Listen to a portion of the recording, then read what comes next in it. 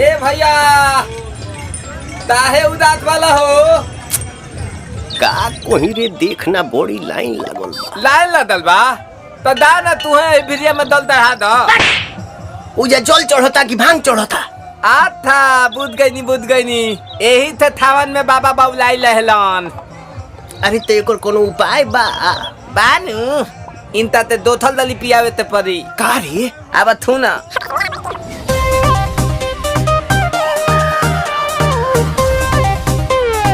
हर हर बम बम।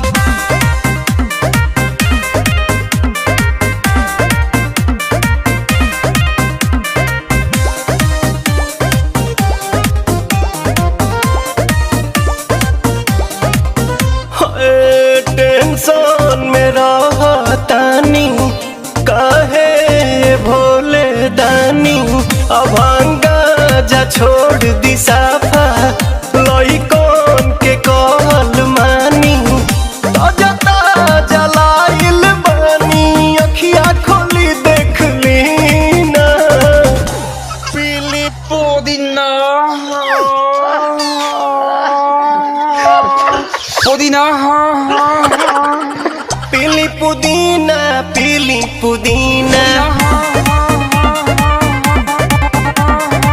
सावन भरही असो भंगिया के बिना। रे बबिया ना पिहन का रे? लोता ना भैया हम पिया बतानी। हाँ हाँ पिया।